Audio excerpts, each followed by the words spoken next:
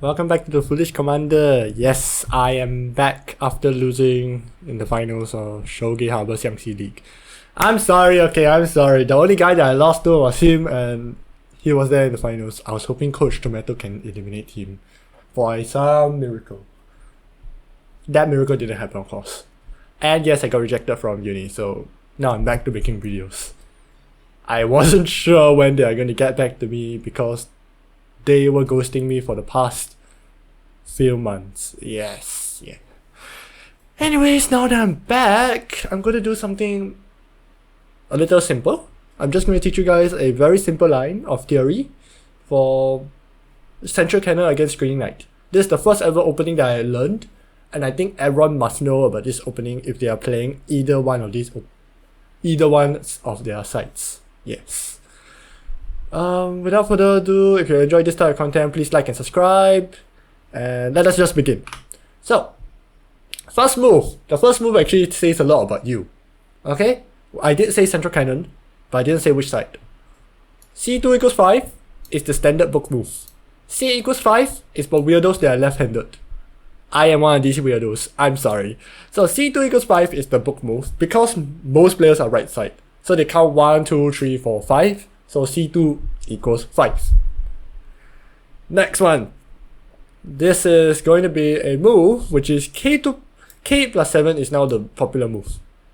K2 plus 3 is showing intent that you want to play Sandwich Cannon, which is K2 plus 3. You play K2 plus 3 and then he starts to play...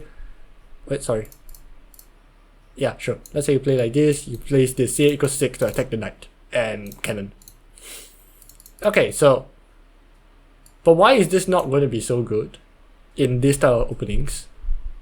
Even though it seems like a very subtle difference, it's because once you push the knight up, the chariot can now go up like this, but you don't want the chariot to go up here. You rather the chariot protect this cannon.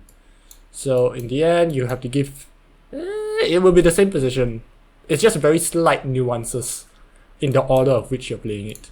So K2 plus 3 for black, intention is to play for Sandwich Cannon, but K plus 7 is for you to play the normal lineup. So usually people just play K plus 7, K2 plus 3. Then from here, you don't play the knight first, you play chariot first. R9 equals 9. R9 equals 8, sorry. The main reason why you play R9 equals 8 is because there is this possibility where R1 equals 2 and you can push your cannon down. This is my opening. No, sorry, this is not my opening. This is my preferred opening as playing as black. I love doing this to people. That it opens up that possibility. And it has more variations. But usually when you play R1 equals 2, now like I agreed, or like I said before, we are playing Central Cannon against Screening Knights. So this is why the knights will screen with each other. The whole point is to protect this center pawn. Center pawn, best pawn in the world, because if you give it up, you'll be like my mid laner who kills himself 5 times and runs it down even more. I hate mid so much. From here, red actually has 2 moves. P3 plus 1 or P7 plus 1. This is going to be a test of personality, a test of what do you like. I'll show the variation that I play, which is P7 plus 1. The reason is you want to do the chariot here. R2 equals 4 plus 4 to go here. Or, if let's say, I'm feeling a bit let's say he plays P7 plus 1. Okay, I don't need to stress the importance of pawns here. Unlike in chess, Xiangqi pawns are very much it's very much of an opening for your knights to move out. For example, if I push up this pawn, obviously you cannot push up this pawn. If you do, I'll take the pawn and now your knight cannot go anywhere. And it's under a lot of stress. So, naturally, you will want to play the opposite side. P3 plus 1, P7 plus 1. What about pushing the cannon down here like I mentioned before? The biggest problem is, for double screening knights, since both your knights are in this position, the only way out for them is, guess what? These 2 sides. I mean, going forward. Unless you go to the side which is protected by the cannon and whatnot. So what will happen here? If you push the cannon down, red will go for a very natural P3 plus 1. what will happen after p3+1? Very simply, your knights are in jail. Perma jailed. Unless you push up the elephant up and try to trade off the pawns. Else it is very uncomfortable for black to play. Here, here, anything is good here. It's just that it is going to be more uncomfortable than if you had pushed the pawn first. I'm pretty sure that's a type of variation, but yeah, I don't like it. For ping pong double screening knights, you preferably do not want to be in this position when both pawns are extended. So usually we go for the opposite, p7+1. Now, from here on out, there's two variations for red for now. Because as we agreed before, c8+4 will be a threat. If let's say we push our knight here, c8+4 will lock us in. This is what I mentioned before in the videos, ceiling video, where they are occupying space and now you are forced to obey them. Your chariot is now going to be locked behind this entire row or line. So what you want to do is either A, you let him, or B, you don't. If you let him, then you have to suffer this. You have to suffer this line, which is a little bit more uncomfortable because red wants to go on the proactive lead. He wants to start attacking people and start to fire and start. Okay, he wants to start the attack. You don't want to be on the defense already because you are red. So what do you do here? The only move that stops it, or the only two moves that stop c8+4 is r2+4, going for the riverbank, or c2+6, r2+6, going all the way up there and shoving. My playstyle entices me to play r2+6 because I'm much more fierce. I am a more aggressive player and I like to play something more dicey than a more calmer and stable position. Because r2+4 lends itself to something very simple. Let's say r2+4, he tries to trade the chariot, you push it to the side, and then I think it's just normal development. You just push this pawn and you try to trade off the pawns while pushing your knight and developing. It's a more... there's no threat. You're still in development phases. r2+6 on the other hand is threatening to go down this knight. So for black here, the one move that he has to play is c8=9 to try to offer a trade. If you trade it off, it's fine. In both red and black are not losing in tempo. Red has 3 moves in tempo, black has 3 moves in tempo. So not really losing much. But it does lose the aggression that red is hoping to fulfill. Hopefully this makes sense.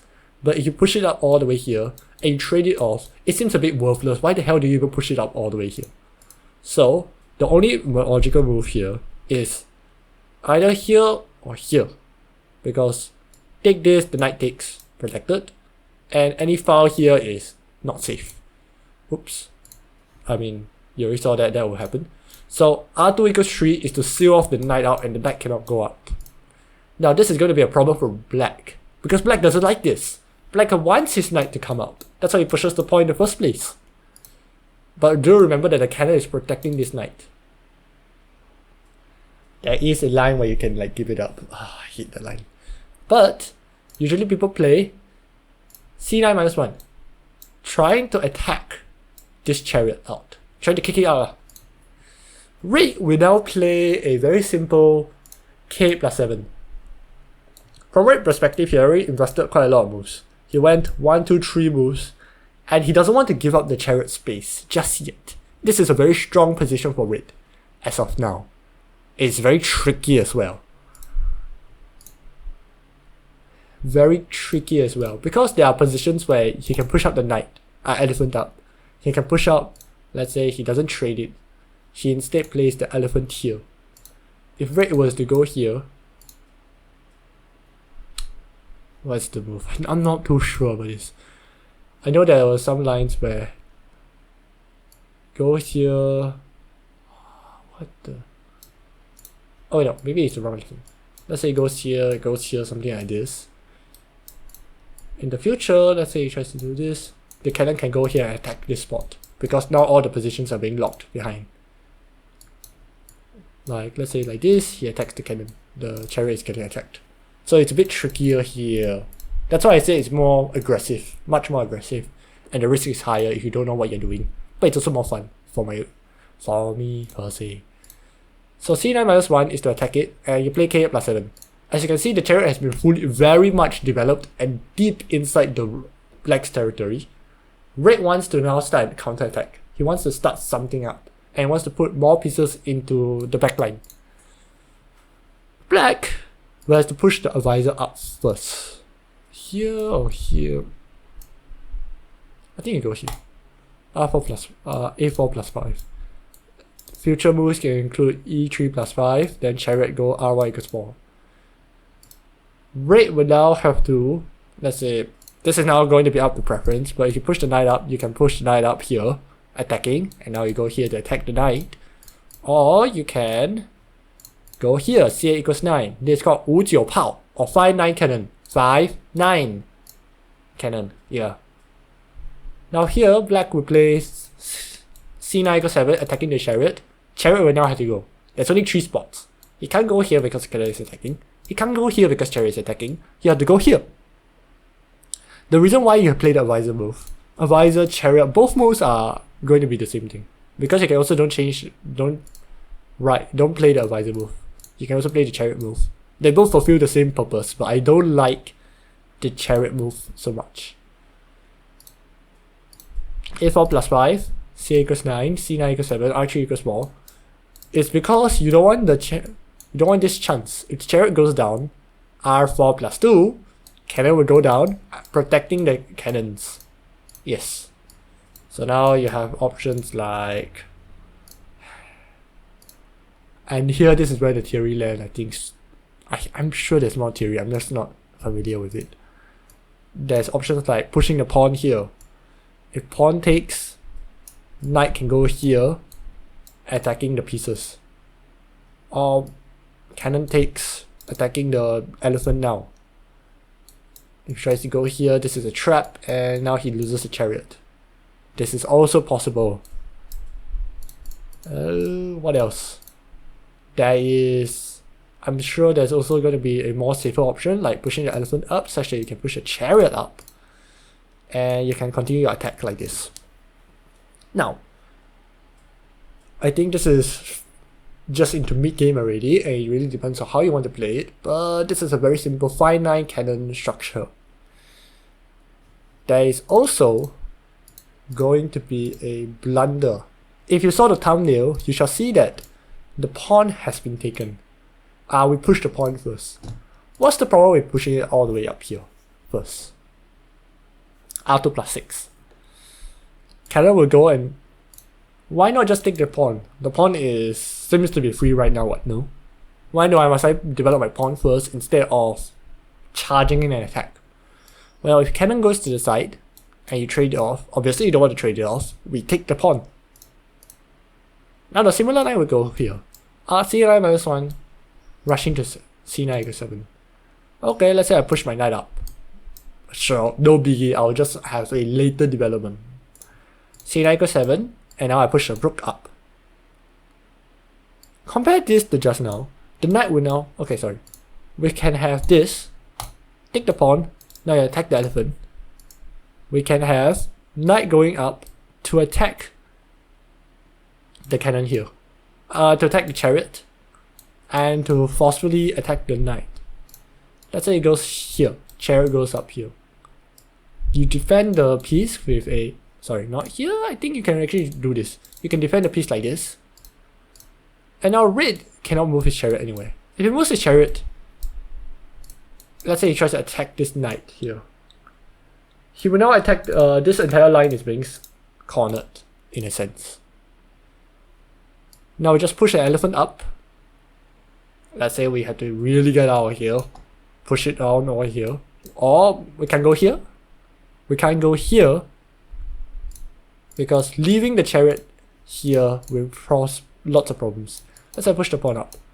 Knight goes here, fork. You try to catch it, take the knight for free. Or, yeah, try to catch it. there's going to be lots of pieces. Yeah, you just take it for free. And you cannot take the cannon. What else? There is also... So if you try to push the chariot out, down here, like I said, elephant will attack it. Let's say we push it all the way down here. Now this is going to be a very awkward position. The chariot cannot move out of this entire row because the cannon is looking down at it. I'm sure there is something like... Pushing the elephant up to attack the chariot is also... No, not the best yet. But it's certainly a possibility. Let's say we continue to attack it. Okay, no, this move is definitely bad. Let me think. Remember, this line is quite tricky. Yeah. The main problem with, even if you get to this state, I think taking the knight, pushing out the knight is fine. Taking the pawn is better because now you're attacking the elephant and now the rook is basically not there to protect it. So let's say you go here. This will happen. This chain of events. Check into attack again. If he tries to attack your cannon, I mean, like I said, it's free. You take it. If he tries to push the elephant up, knight goes here. Chariot tries to attack the cannon. Cannon go to the side. And now, in terms of development, Braid isn't in a very good spot. What has he done? He has invested a lot of moves in his chariot.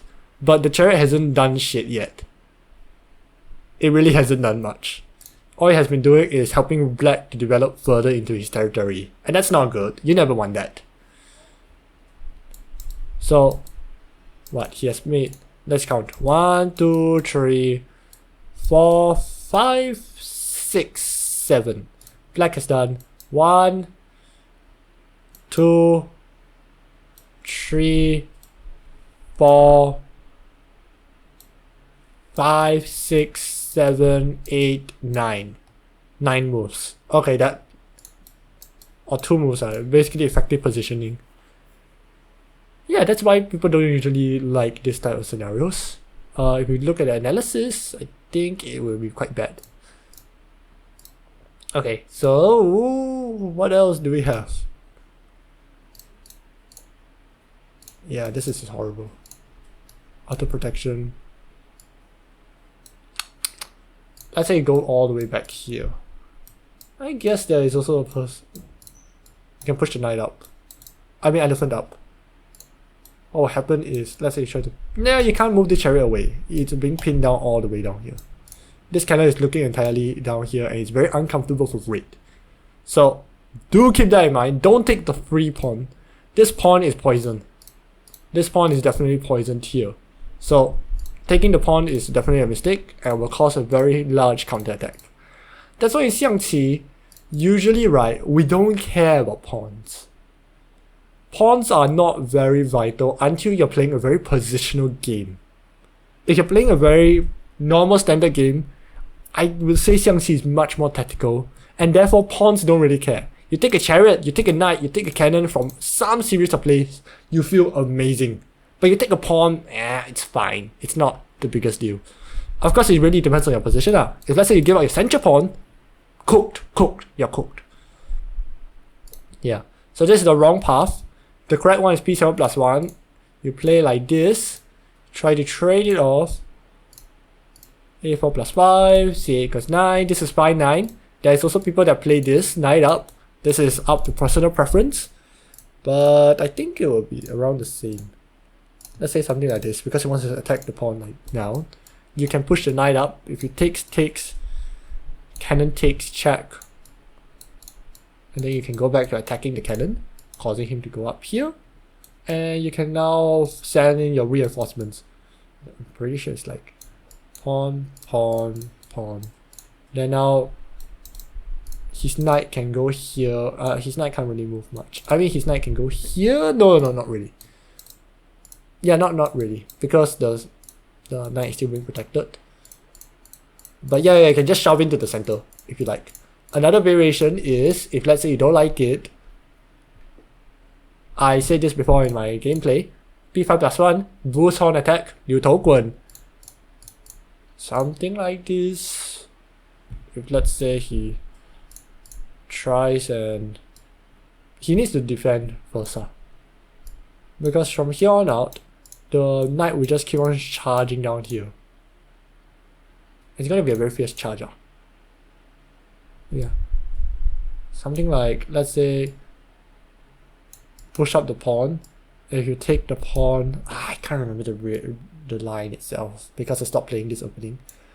Something like this. He gives it up. He takes the elephant. Now he goes to the back row and try to attack you from here. That is also a possibility.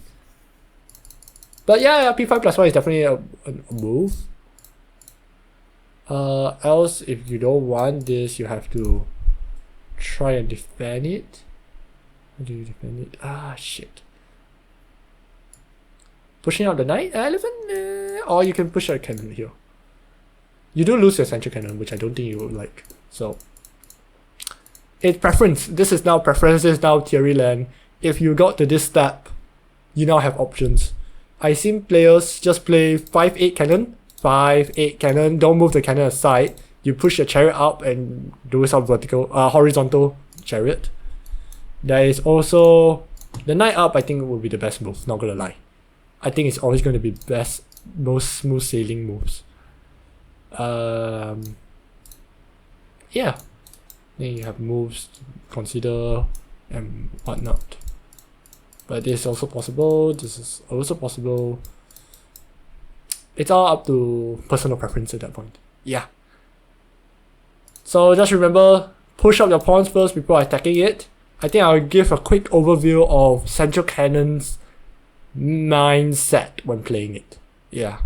I'm not too sure on the specifics because there's a lot. You can also play 5-6 cannon if you like. If you, let's say like this. There's also some players that like to do this. There's also a line that you also must consider. But usually center pawn will be good enough because you can shove it down their throat. There's a lot of moves. What else do I want to say? Yeah, 5-6 cannon is also an option. Let's say something like this. And instead of pushing a knight, you push the cannon here, and then you push the knight up. I don't think it's the right set of moves, but it is definitely something to consider. So something like this. Now you can have a side flank. Let's say chariot out, chariot goes here, knight goes here. If you take it like this, I mean you're forced to trade off. So just takes, and take back, and now you have a more I think it's very scary for black. I mean for red. Yeah. I'm just speculating like these openings. I have never played them. I'm a 5-9 player, so what do I know? But yeah, I think that should be about it for this video. This is just to highlight the p7+1 importance and how rushing in to take a free pawn may not be the best action. With that said, thank you very much for watching this video, guys. I think, yeah, I'll be making more of these videos, but I do need to go into more specific lines. I love the library. You guys can read. I mean, I don't know what the read is, but yeah, this book is an opening book, and maybe I can share some of the videos, share some of it. But there's 400 plus pages of Xiangqi stuff. God damn, I don't think I can cover everything. I myself don't even play half of these openings, bro. Same side cannon, I don't play. Wait, no. Yeah. I don't play same side cannon. I don't play 5-7 cannon. I don't play... Oh, what's the word? I don't play against... Oh, no. I don't play 5-8 cannon. I don't play... 巡河炮. Oh my goodness, yeah. There's a lot of stuff I don't play. 猎手炮, I think I still play a little, but... Yeah. I think it'll be interesting for me to do some of these videos. just comment down which openings do you want me to cover first, and maybe I can share it. Yeah, I'll be the translator for this. Anyways, thank you very much for watching, guys. I'll hope to see you guys next time. Remember to like and subscribe if you enjoy this type of content.